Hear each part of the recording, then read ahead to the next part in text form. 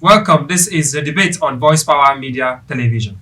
I am Daniel Nyong Edem.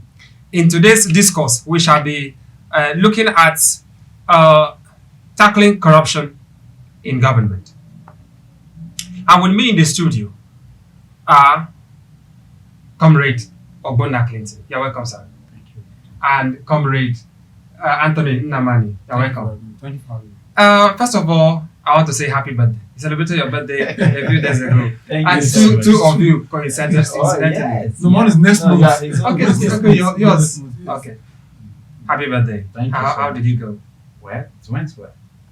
It was nice. Tell us about it. Everyone celebrated you. Oh, In fact, like, yeah, they the internet was agog with Ogbonna I never Clinton. know people loved me that much, and I was. I'm grateful, honestly. I'm grateful, and then it encouraged me to continue pushing forward, to continue pushing hard. It's amazing. It was amazing. How do you see yourself? How do you see your role as an ally to the government of Enugu State? Well, I think I see myself as an ally to the government of Enugu State. I've played the role very well. I have served. I don't see them as. Let me put it this way. I don't see them as. I don't see the government of Enugu State. I'm not an ally to Enugu State government. I'm just serving Enugu State government as an aide to Enugu State governor. I see him as a principal. He's my father. He's someone who picked me up and said, I want to work with you. And I have been working with you. I don't see him as an ally, rather I see him as a principal. And he has done his own part, he has done his own part, and I'm doing my own part by reciprocating the gesture he has demonstrated. So, Your name, Baby Lion, how did it come about? well, it came about, in Enugu, you always, if you have been following me, you will notice that I'm always on white. I have a brand. I have a brand. My brand is that just like someone I want to become, like someone I want to, I made my role model because I follow Onefa why he's my role model. I'm following him. I'm just trying to learn the things he's doing, the way he handled the Enugu State government, the way he has led Enugu, the way he has represented us. And then I met this man. He picked me up. He said, "You are my son," and I call him a father. If he can be able to call me his son, I think I should be able to see him as a father. Then he is the main lion, he's the super lion, I'm the baby lion. Maybe one day I'll grow and become the bigger lion. You once served you once served as the fans president. Tell us about the role you played there.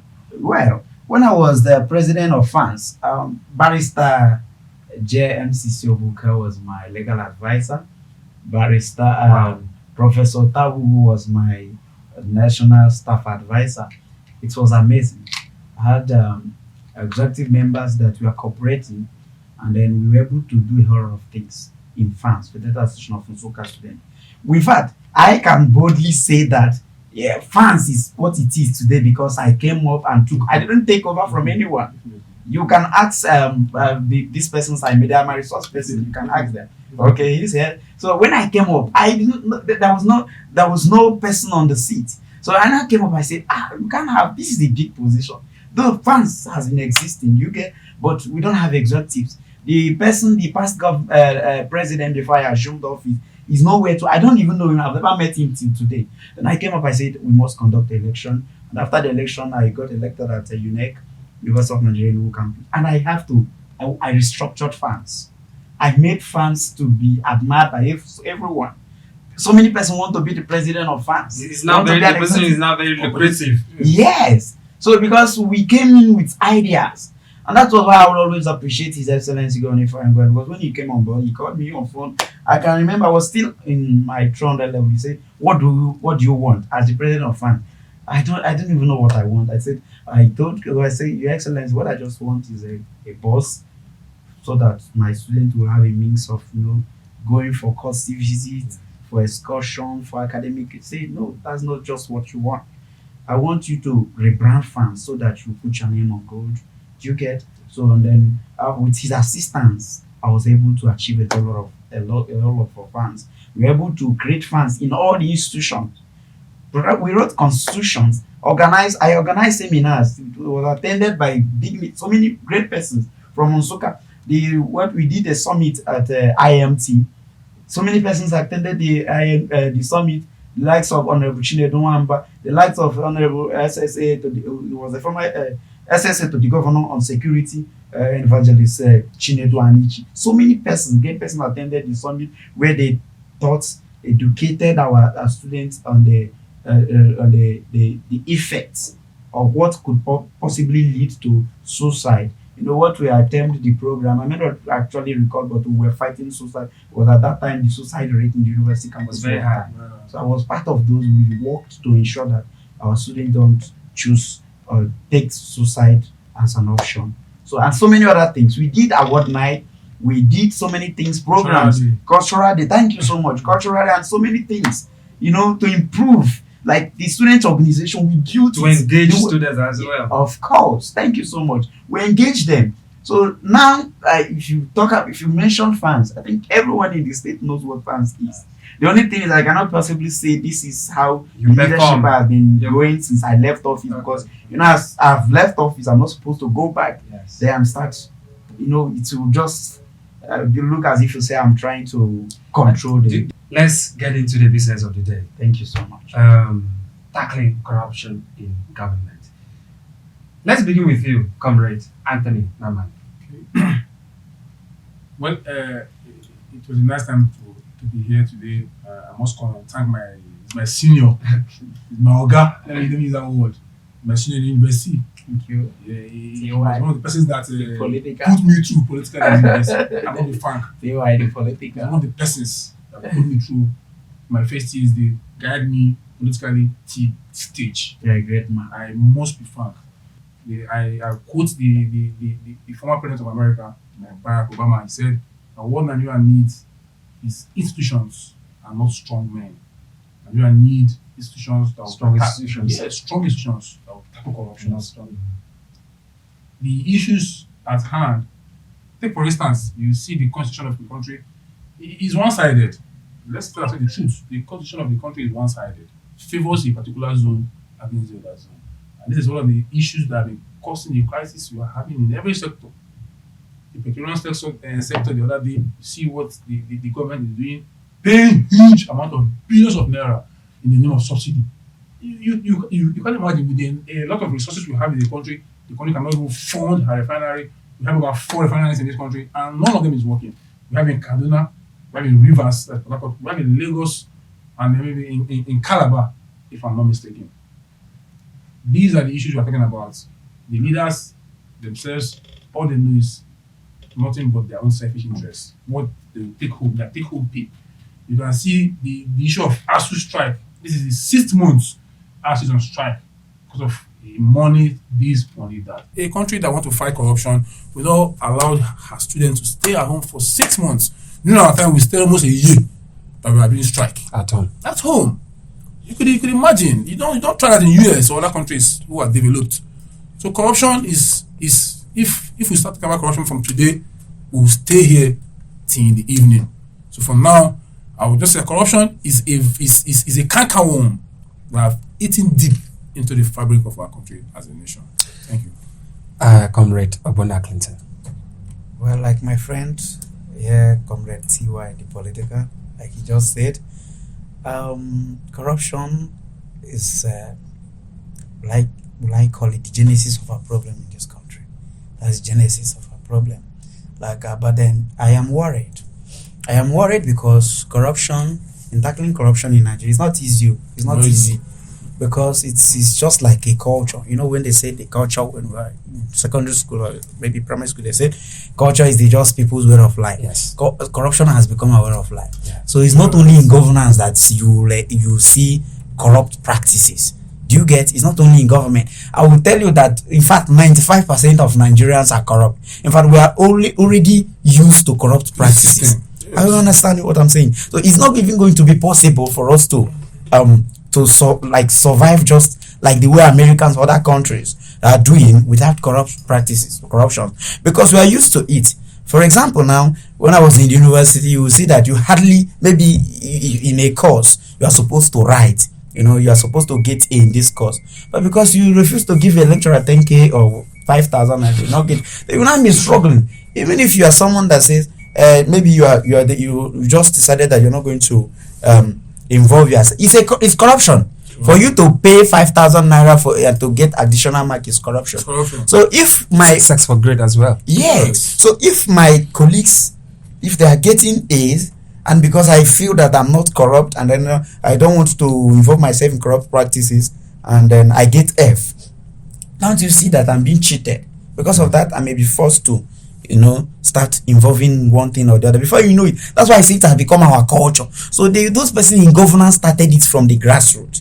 You get? So corruption is bad because that's the problem we're facing in Nigeria. The problems we are facing in Nigeria, and that's why you see that Nigerian youths have come up and said, look, we are tired of the way things are going in this country. We want a change. It is corruption. Everything boils down that Nigeria, we have corrupt leaders. We have corrupt leaders in Nigeria. And some of us, we are in one way, okay, let me not put this, let me not say this, but Nigerians, both the leaders and the followers, they are corrupt. Then we have to start, if we want to tackle corruption in Nigeria, we have to start from the top. What do I mean by starting from the top? We have to start from the top because you don't fight the corruption from down. For example, now you cannot fight corruption from these university lecturers, or maybe from some of us, or maybe from someone who is the policeman who is standing at that other roundabout, maybe at that where there is the traffic light. Yeah. If you see someone who is carrying a very beautiful car, he will tell you, come fast. Yes. Then you give him 200 naira. You will not fight corruption from that side. You have to start from the top, then to top. General Muhammadu Buhari ousted Shehu Shagari, and between 1983 to 1985, he was also accused of corruption. Well, the issue of Buhari, I don't know what to even say. Buhari issue. It is only in Nigeria that we keep on recycling old leaders. Buhari, during this time, he was a PTF chairman. He was former PTF chairman, and that was after he was the military head of state. He came up with a program, War Against Indiscipline. And it was even done by his vice. Yes, Tunde Diabo, yes. He came up with a program, War Against Indiscipline. If you are going to the boss, you stand in the line, all those things. He was using martial law on citizens. We are not animals. We are not soldiers. We are not a gorilla or zombie, as let me quote our later fella. He was using martial law on people. People were crying. Fela was a strong activist then. He was using his music to send the message to the world. Yes. You know what happened to Fela. Me and you knew what happened to Fela. Even the same Murtala regime, when Obasanjo was the president, he treated that guy, that fella, as a nobody. They threw his mother from two-story building.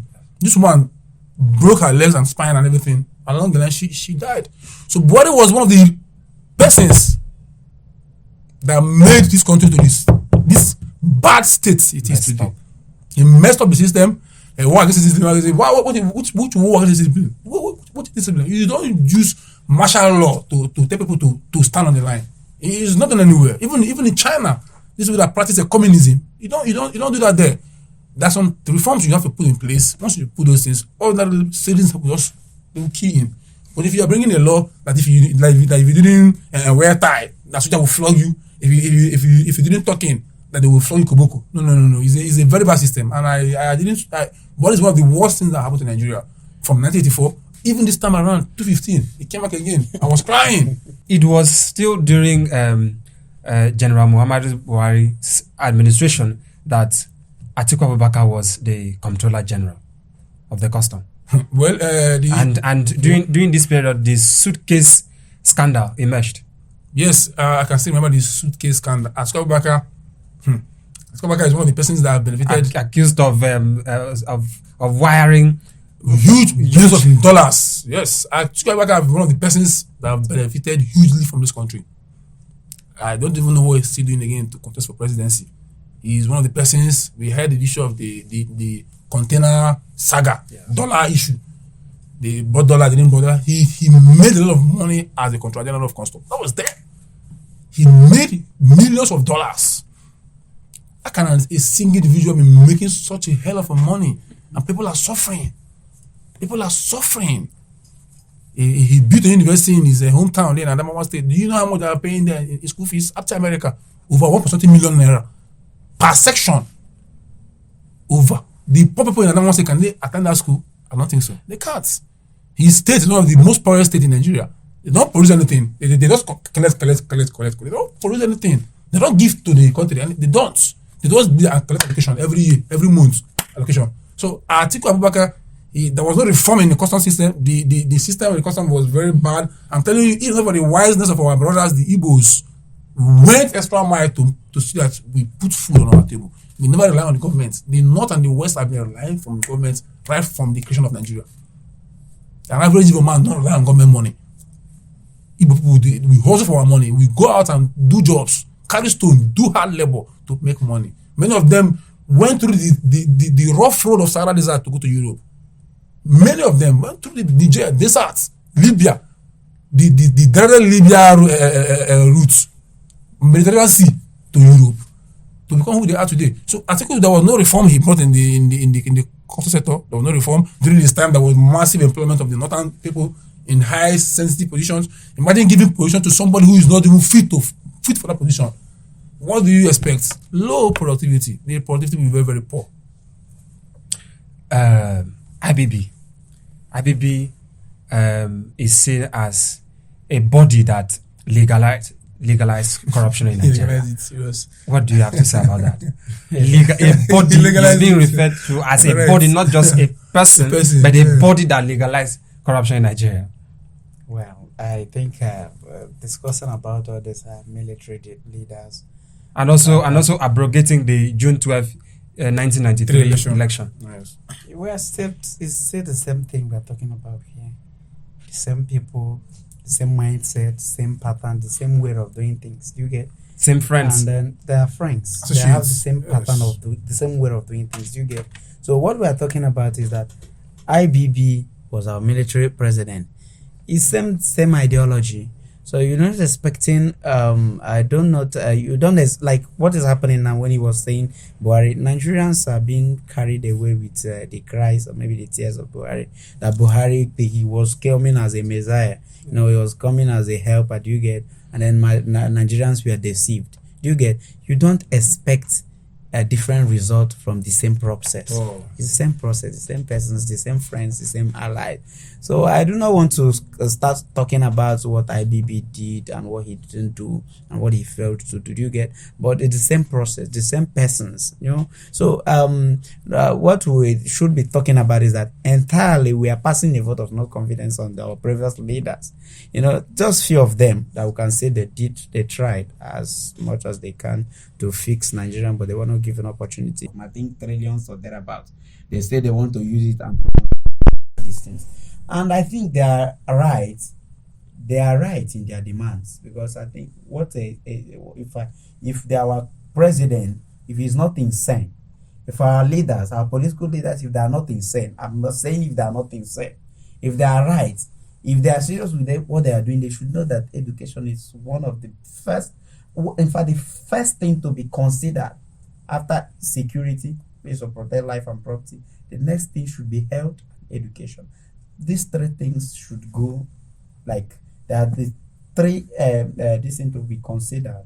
In handling. Maybe when you say you want to be, when you are interested in the face of the persons you are dating, you have to know that education is very important, because the truth is that the killings and all these things are just the product or the result of poor education. You do not expect someone who graduated from the university to start killing now or start kidnapping people. You will see that you find out that the persons, all these killers, all these persons that are killing us, are kidnapping our people, doing one thing or the other. They are just products of, like call it, people that didn't even see the 4 walls of school. So what the government is supposed to do is to invest in the educational sector. They have to invest there. Then also on their own should be this thing in their demand. They shouldn't just come and say, because they think, or the public, we are supporting them, they will not come and say they want the whole world. No, it's not like that. Sometimes you have to adjust yourself. You have to adjust yourself to accommodate all that. You have to know that this federal government, They are not even interested because their sons, their daughters, their children are not in this country. Abroad. So the blame should go to the Nigeria for being insensitive to the plight of Nigerians. They are being insensitive because how can they keep Nigerian students for this for how many months? More than 6 months. For more than 6 months, half a year at home, whereas they are sending their pictures on social media. Their children are doing graduation. They attend their graduation and they have the temerity. That's why we say, look, what I want in Nigeria now is a revolution. I would say that I want a revolution. When people say, what kind of revolution do I want? A revolution. It's not I'm not saying I want a revolution that there will be killings or violent revolution. No. So that these people will just live. These people that have same mindset, reason the same way, that don't even mean well, because how can I be a president of a country and I will be sitting and I'll be comfortable that for 6 months my children, the persons that I'm answering as their grand commander cadre, they cannot go to school. What are they doing at home? So they are mad.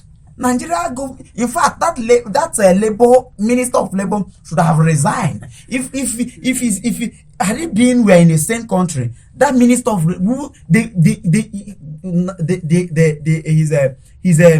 if we are to be in maybe America, or to be in Britain or United Kingdom, the citizens will just come out and ask him to resign. But even if you ask that one to resign, he will not resign. Even if you point gun at him and tell come and resign, he will not resign because of what he's benefiting. So all these things are products of corruption. Because if it's not corruption, Buhari should honorably resign for not providing quality education. Because he promised us that he's coming to change things for us. He's bringing change. And when he now came, we now get like he changed us to Nigeria become worse.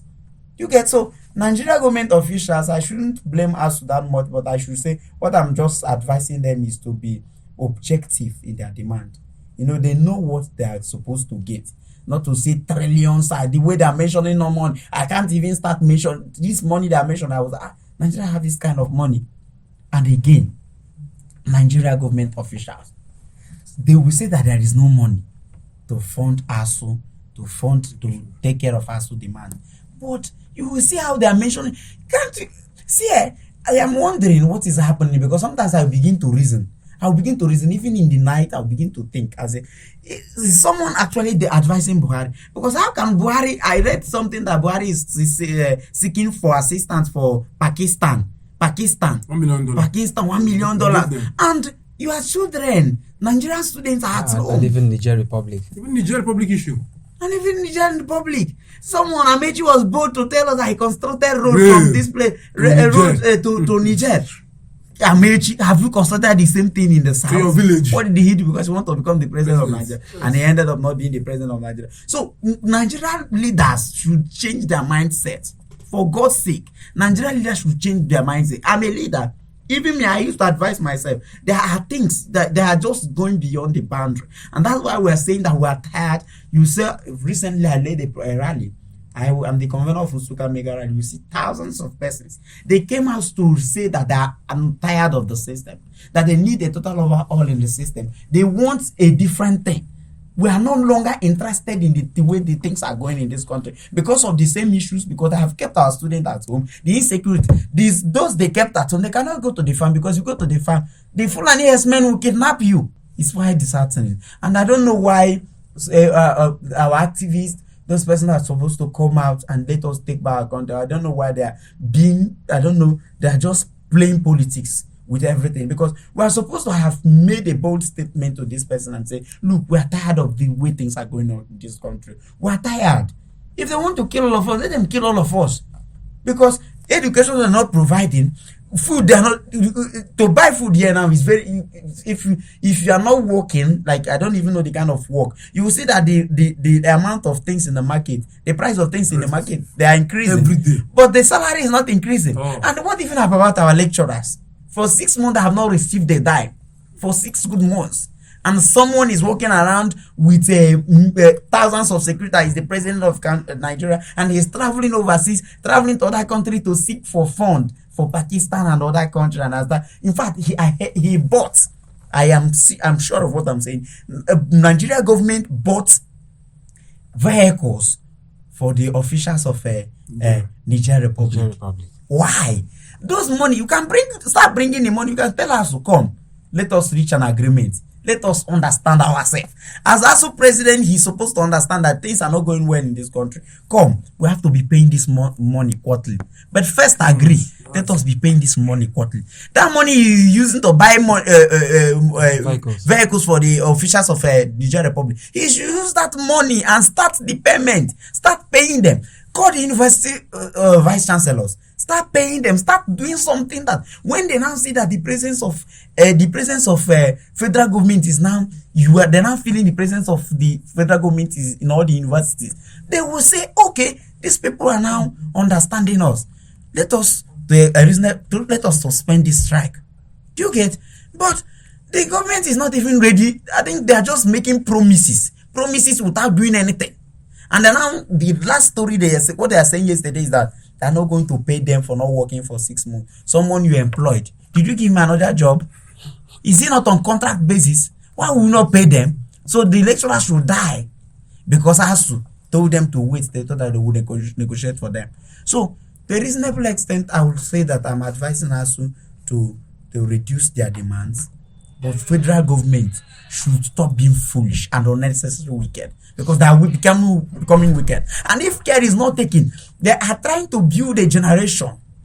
That a time is coming, I'm saying it, that a time is coming when Nigerians will come out, because we are enduring this thing because of what is happening. A day will come when they will raise a generation that will demand for the report card of what they have done to us. A day will come when we will come out together. We will be united, because what they are using to destroy the future of Nigerian youth is disunity. The Agbado man will come and bring his own money and share to some person that claim they are Yorubas. They will start disorganizing our movement. The movement of Nigeria youth. We have a movement, and that movement is, I want to rescue this country. We want to take back this country. This country belongs to us. Let us come back there. There is no way they will kill all of us. You get what I'm saying? They're not going to kill all of us. So where they will come when the generation they have dealt with will come up against them. And I mean, they will not have any place to hide. So the earlier they start doing the right thing, the better. The earlier they call back these students to school, the better. The earlier they start fixing what they are supposed to fix in this country, the better. Okay, there is no the light. Everything in this country is beyond has broken beyond repair. Do you get everything? Not in the security, not in the not even electricity, not even in the agriculture. Who is farming in Nigeria? How can you farm when, if you want to go to your farm, the Fulani herdsmen will come and kidnap you, and their brothers will package them and protect them? How can you go to your farm? So nobody will go to farm, and the price of things keeps skyrocketing in the market, keep going higher, and then where do we end? Nigeria youth, they have dumped you. You are not even going to the school. You are at home. How do you even graduate and come out and start doing something? Do you see that we are I don't know if we are in the journey of no return in this Buhari government or what, but I'm feeling it. I'm deeply sad that things are going on, the way things are going on in this country. I'm sad. So Nigeria government officials, starting from the Labour chairman, the Minister of Education, they should resign. If they if they think they have nothing to offer to Nigerians, they should resign. And for bringing another package, an old expired product, for bringing an expired product to sell to us. In fact, Nigeria, some of our youths that are supporting APC government, they are ashamed, they shame me. Because how can the same person that promised you something and failed you come back with the same promises? In fact, he's coming back with a worse product. They came out and say, look, when I enter, I will take you people serious. If you get, I don't know. But if things continue this way, revolution is no longer far. I can boldly tell you that revolution is at sight.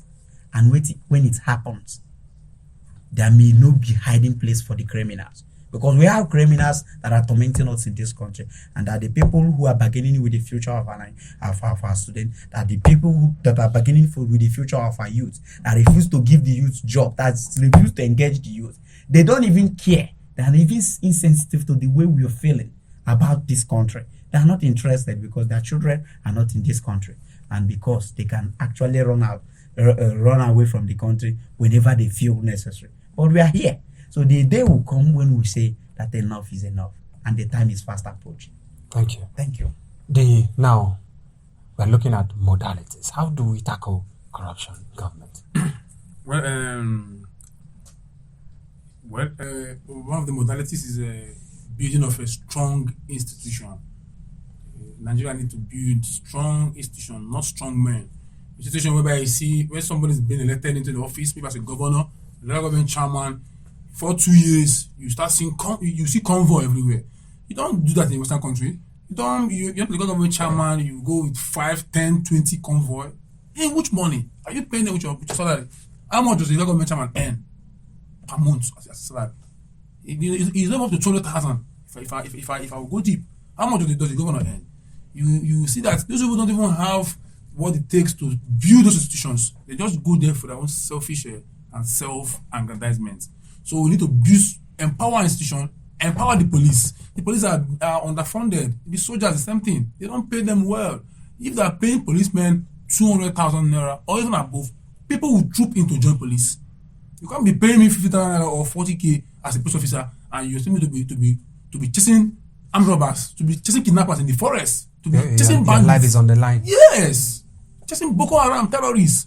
You see the weapon terrorists are using in the bush. You as a soldier, you've heard news of soldiers abandoning their weapon and running for their lives in the forest, at the forest there.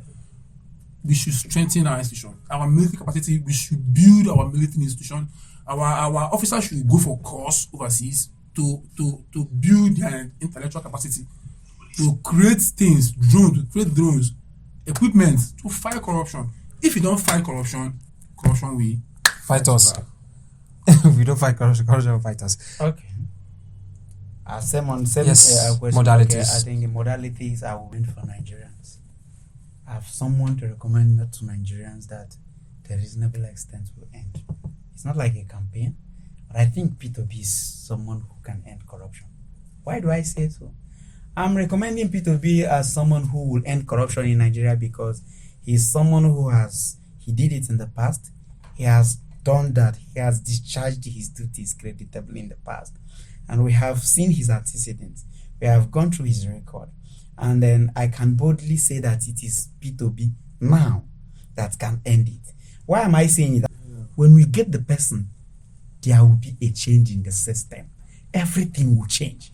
Within a year, you will see that this corruption we are talking about, this corruption, what P2B needs to do is just to get some persons that are corrupt free as members of his cabinet to EFCC and to other agencies.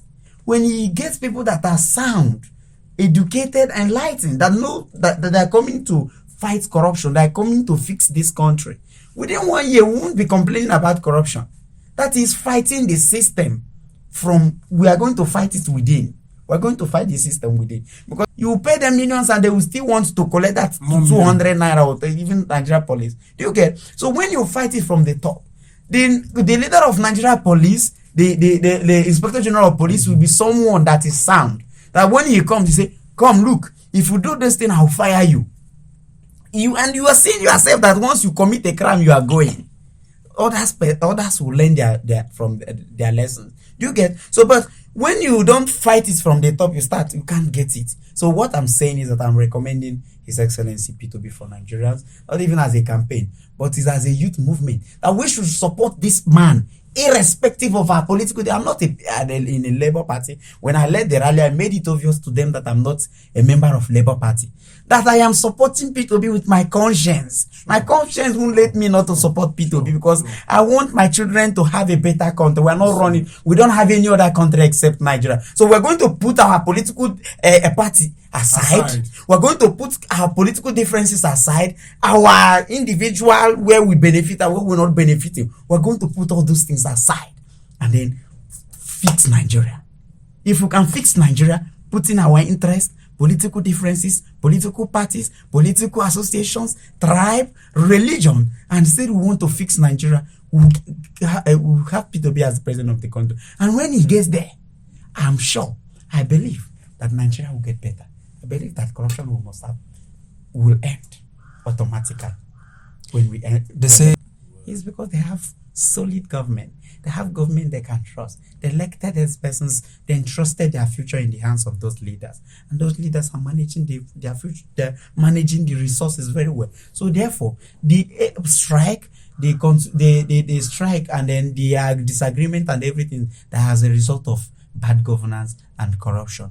Because if they're not corrupt, they should know they're going to invest in education, and they should know that the future of our youths are very, very much important to the growth of even this country. Therefore, if we elect P2B, someone who is academically sound, someone who graduated from the University, Presidential University of Nigeria, Nsukka, he will not play with lecturers. He will not play with the students. And he's not even going to play with the mothers or even the traders or everyone. Therefore, we must have solved a whole lot of problems by getting a man who is sound, a man who is educated, and a man who is not selfish. Because when we are battling in Nigeria, we have selfish leaders. They have billions of naira. They want our people to die out of poverty. They don't care. If we are dying, it doesn't matter to them because their families are nice. And they say in Igbo language, they say, everyone also got the kukunk. To them, it doesn't matter if we are dying or living. What matters to them is that they are enriching themselves. Yes. So therefore, when we get the right leaders, when we get the right person at the helm of affairs, there will be no ASU strike anymore. I pity the lecturers, but I know that God will reward them. God will reward them. thank you. Thank you so much. Your last word before we go. Well, my last word, drawing from the issue of the lecturers and other issues, good governance. Well, Nigeria is a nascent democracy, like I said earlier. Lecturers should also consider the disparities, especially as it regards the constitution. My colleague has already touched on that place. The constitution is one-sided. If the constitution, if Nigerians have not written any constitution, the constitution was a military book that was given to us, 98, 99. At the demise, it was. I even as we are told, it was even one of the aides of Abacha, a lawyer that wrote the constitution from the north there. So Nigerians have not sat down and say this is what we want as our documents. Unless we sit down and discuss, everybody is involved. We cannot have 5 states in Southeast where others have 60 states. And most of the resources is being taken from this our zone. You take it there. They don't drink beer, but if we drink beer, they collect the VAT that come from beer. Is that not hypocrisy? It's hypocrisy now. You don't drink beer, but you collect the VAT that come from beer. You destroy people's bottles, people's beer in the north, all in the name of religion.